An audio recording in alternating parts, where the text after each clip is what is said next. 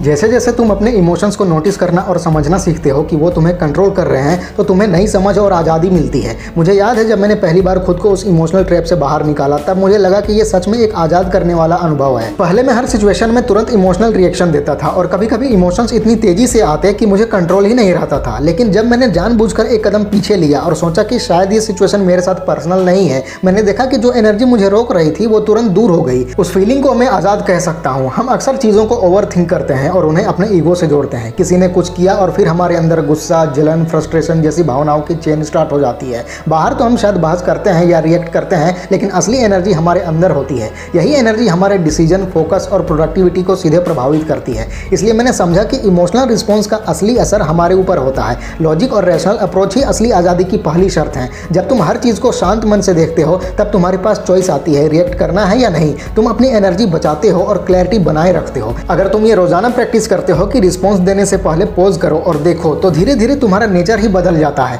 तुम्हारा इंस्टिंक्ट गुस्सा दिखाने का कम हो जाता है और तुम्हारा माइंड ज़्यादा स्ट्रॉन्ग और ग्राउंडेड हो जाता है। मुझे याद है जब एक कलीग ने मेरे काम को क्रिटिसाइज किया, तो पहले मैं गुस्सा होता था, लेकिन उस दिन मैंने एक स्टेप पीछे लिया और सोचा क्या ये मेरे पर्सनल वर्थ के खिलाफ है या सिर्फ काम की बात है। जैसे ही मैंने इसे अलग किया, मेरी टेंशन और स्ट्रेस तुरंत कम हो गई। ये छोटा सा अनुभव बहुत पावरफुल था। ये सिर्फ काम में ही नहीं, पर्सनल लाइफ में भी काम आता है। दोस्तों, फैमिली या पार्टनर की किसी बात से तुम्हारा इमोशनल रडार कभी कभी ट्रिगर हो जाता है। पहले मैं हर बात पर रिएक्ट करता था, लेकिन जैसे जैसे मैंने रैशनल माइंडसेट अपनाया, मैंने देखा हर चीज़ का तुरंत जवाब देना जरूरी नहीं है। तुम पॉज कर सकते हो, देख सकते हो और फिर सोच सकते हो कि सबसे सही रिस्पॉन्स क्या है। सही रिस्पॉन्स तुम्हें शांति और क्लैरिटी देता है और बाहर के कॉन्फ्लिक्ट को बढ़ने नहीं देता। एक और बात, हम अक्सर अपनी पुरानी एक्सपीरियंस को प्रेजेंट सिचुएशंस में लाते हैं। अगर किसी ने पहले चोट दी है तो हम सोचते हैं कि हर बार वही होगा। ये ईगो और सर्वाइकल मैकेनिज्म है, लेकिन ये हमारे लॉजिक को ब्लॉक करता है। जब मैंने ये पैटर्न नोटिस किया और खुद से पूछा कि क्या ये वही है या मैं सिर्फ पुरानी बातों को प्रोजेक्ट कर रहा हूँ, तो ये मुझे रिपीटेड इमोशनल रिएक्शन से बचाता है। जब भी गुस्सा, जलन, डर या फ्रस्ट्रेशन आए, सिर्फ एक सेकंड का पॉज काफी होता है। ये छोटा गैप तुम्हें कंट्रोल और अवेयरनेस देता है। तुम अपने इमोशंस को जज नहीं करते, बस समझते हो और लॉजिकली सोचते हो कि सिचुएशन का सबसे सही हल क्या हो सकता है। मुझे याद है जब किसी ने मेरी बात गलत समझी, पहले मैं तुरंत डिफेंसिव हो जाता था, लेकिन उस दिन मैंने रैशनल अप्रोच अपनाया। मैंने सोचा ये सिर्फ मिसअंडरस्टैंडिंग है, उनका पर्सपेक्टिव है, मेरे वर्थ का नहीं। मैंने शांति से जवाब दिया और बात बिना किसी कॉन्फ्लिक्ट के क्लियर हो गई। ये सब तब संभव है जब तुम खुद को अच्छी तरह समझते हो। तुम्हारे अंदर एक ऑब्जर्वर होना चाहिए जो इमोशंस को नोटिस करे और उन्हें गाइड करे। इससे तुम अपनी इमोशनल एनर्जी के कैदी नहीं बनते और अपने रिएक्शंस के मास्टर बनते हो। तुम्हारे डिसीजन क्लैरिटी और लॉजिक से गाइड होते हैं, ना कि फ्लैट इमोशन से। जैसे जैसे तुम लगातार प्रैक्टिस करते हो, तुम्हारी पर्सनैलिटी ट्रांसफॉर्म हो जाती है। तुम ज़्यादा ग्राउंडेड, रेजिलियंट और बैलेंस्ड बन जाते हो। एक और बात जो मैंने नोटिस की वो ये कि जब तुम लगातार रैशनल माइंडसेट अपनाते हो, तुम्हारे रिलेशनशिप्स भी बेहतर होते हैं। तुम झगड़ों में जल्दी नहीं फंसते, मिसअंडरस्टैंडिंग्स को शांतिपूर्वक संभालते हो और तुम्हारे इंटरेक्शन नेचुरली ज़्यादा रिस्पेक्टफुल और कंस्ट्रक्टिव बन जाते हैं। तुम दूसरों के बिहेवियर को बदल नहीं सकते, लेकिन अपने रिस्पॉन्स को कंट्रोल कर सकते हो। यही समझ तुम्हें शांति और पावर देती है।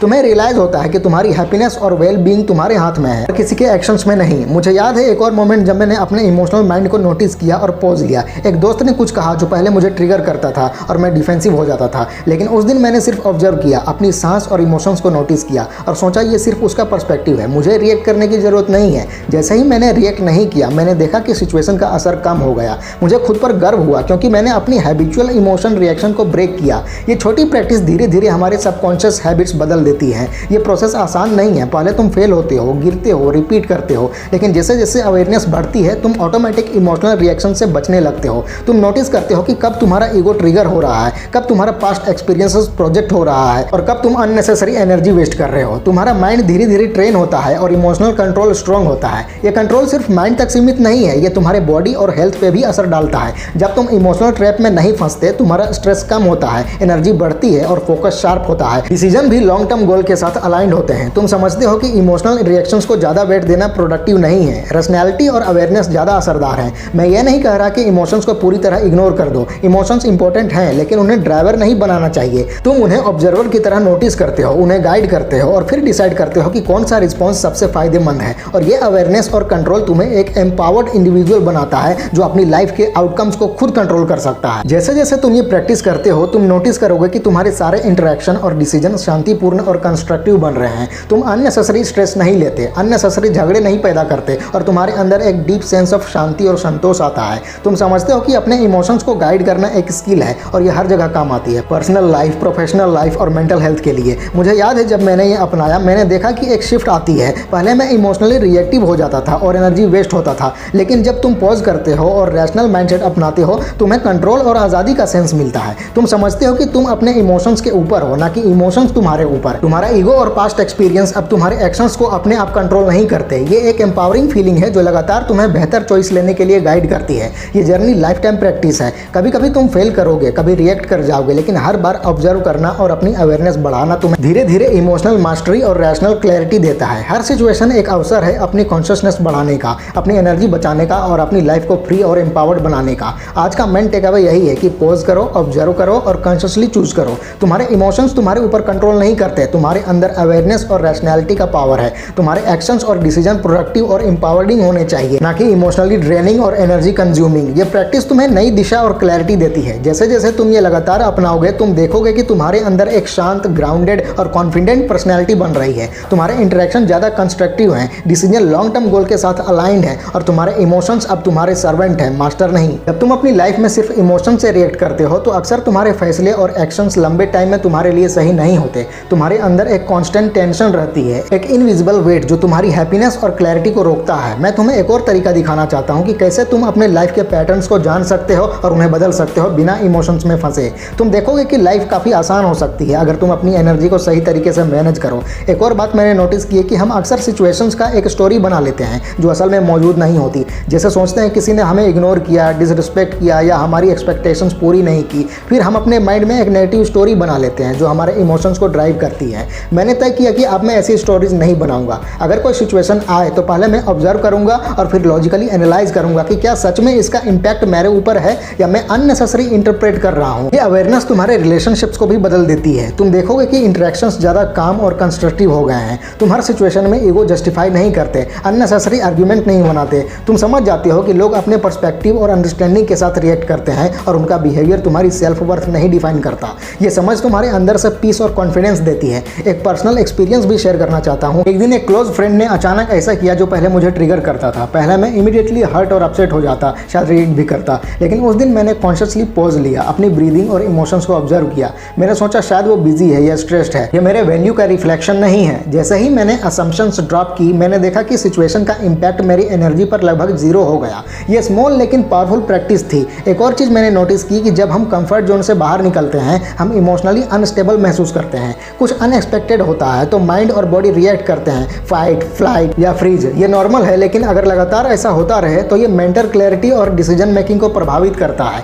जब मैंने कॉन्शियसली अपने रिस्पॉन्सेस मॉनिटर करना शुरू किया, मैंने महसूस किया कि इनर काम सीधे एक्सटर्नल इफेक्टिवनेस को बढ़ाता है। तुम ज़्यादा फोकस्ड, ज़्यादा प्रोडक्टिव और ज़्यादा ग्राउंडेड हो जाते हो। रैशनल माइंडसेट अपनाने से मिस्टेक्स को भी लॉजिकली हैंडल कर पाते हो। पहले मैं हर गलती को इमोशनली लेता और सेल्फ वर्थ को क्वेश्चन करता, लेकिन जैसे ही मैंने रैशनल लेंस से देखना शुरू किया, मैंने जाना कि हर मिस्टेक लर्निंग का अपॉर्चुनिटी है। इमोशंस हमें तुरंत पनिश करने की कोशिश करते हैं, लेकिन रैशनल अप्रोच पर्सपेक्टिव और ग्रोथ देती है। हम अक्सर एक्सपेक्टेशंस के ट्रैप में फंसे रहते हैं। हम चाहते हैं कि लोग हमारे हिसाब से बिहेव करें, हमारे एक्शंस को समझें और हमारी फीलिंग्स को वैलिडेट करें। जब एक्सपेक्टेशंस पूरी नहीं होती तो हम ऑटोमेटिकली डिसअपॉइंटेड और इमोशनली रिएक्टिव हो जाते हैं। लेकिन जब मैंने एक्सपेक्टेशंस को मैनेज करना सीखा और समझा कि लोग अपने पर्सपेक्टिव और प्रायोरिटीज़ के साथ एक्ट करते हैं, तो मैंने अपने रिस्पॉन्सेस को कंट्रोल करना शुरू किया। तुम समझ जाते हो कि तुम्हारा पीस तुम्हारे कंट्रोल में है, दूसरों के एक्शंस में नहीं। एक और लेयर जो मैंने अपनी प्रैक्टिस में ऐड की है कि तुम अपने इमोशंस को ऑब्जर्वर की नज़र से नोटिस करते हो और उन्हें गाइड करते हो। देखो कौन सा इमोशन तुम्हें कंट्रोल कर रहा है और कौन सा अननेसेसरी टेंशन क्रिएट कर रहा है और कौन सा जस्टिफाइड है। इस एनालिसिस के बाद डिसाइड करो कि कौन सा रिस्पॉन्स प्रोडक्टिव होगा। ये प्रैक्टिस धीरे धीरे सबकॉन्शियस को ट्रेन करती है और तुम्हारा डिफॉल्ट रिस्पॉन्स इमोशनल नहीं बल्कि लॉजिक और कॉन्शियस बन जाता है। ये प्रैक्टिस तुम्हारे मेंटल हेल्थ के लिए भी क्रिटिकल है। जब तुम अपनी एनर्जी को अननेसेसरी ड्रेन नहीं करते, तुम्हारा स्ट्रेस लेवल कम होता है, तुम्हारा फोकस शार्प होता है और तुम ज़्यादा प्रोडक्टिव फील करते हो। तुम रियलाइज करते हो कि हर सिचुएशन का इमीडिएट इमोशनल रिस्पॉन्स देना जरूरी नहीं है। तुम्हारी क्लैरिटी और रैशनैलिटी तुम्हारे लिए लॉन्ग टर्म बेनिफिट क्रिएट करती है।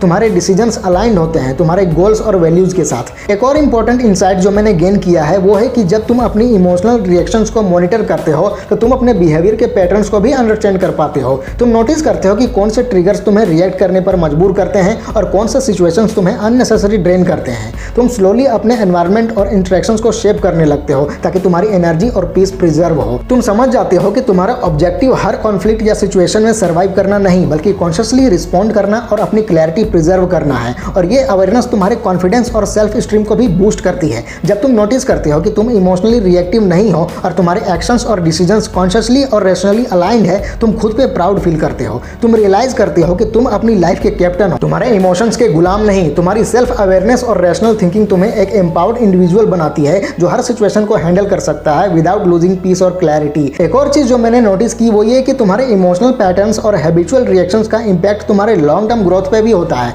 जब तुम कंटिन्यूअसली रिएक्ट करते हो, तुम्हारे डिसीजंस इंपल्सिव होते हैं, तुम्हारी एनर्जी वेस्ट होती है और तुम्हारा फोकस डिस्ट्रैक्ट होता है। लेकिन जब तुम रैशनल और अवेयर अप्रोच अडॉप्ट करते हो, तुम अपनी एनर्जी को कंजर्व करते हो और तुम्हारे डिसीजंस लॉन्ग टर्म अलाइंड होते हैं। तुम रियलाइज करते हो कि रैशनल रिस्पॉन्सेस तुम्हारे लिए सस्टेनेबल और इफेक्टिव होते हैं। और फाइनली एक और पर्सपेक्टिव जो मैंने डेवलप किया है वो ये है कि तुम्हारे इमोशंस तुम्हारे लाइफ के आउटकम्स के लिए गाइड नहीं होते, वो सिर्फ फीडबैक होते हैं। तुम्हारे इमोशंस इंपॉर्टेंट हैं लेकिन उन्हें ड्राइवर बनाने की जरूरत नहीं है बिल्कुल भी। तुम्हारा रैशनल माइंड और अवेयरनेस तुम्हारे सच्चे गाइड हैं। तुम्हारी एनर्जी और क्लैरिटी तुम्हारी पावर है। तुम अपने रिस्पॉन्सेस चूज कर सकते हो और हर सिचुएशन को कॉन्शियसली नेविगेट कर सकते हो। ये प्रैक्टिस तुम्हारी लाइफ को एक नई डायरेक्शन और फ्रीडम देती है और तुम्हारे इंटरपर्सनल और ट्रांसपर्सनल ग्रोथ के लिए क्रूशियल है। तो इस वीडियो का एसेंस यही है कि अपने इमोशंस को ऑब्जर्व करो, रैशनल माइंडसेट अपनाओ और अपने रिस्पॉन्सेस कॉन्शियसली चूज करो। हर सिचुएशन एक अवसर है अपनी लाइफ को फ्री और एम्पावर्ड बनाने का। फैला दो पूरा। वीडियो अच्छी लगे तो लाइक करो, कमेंट करो और चैनल को सब्सक्राइब करके बेल आइकन जरूर दबा लेना। मिलते हैं अगले वीडियो में। Wish you all the very best.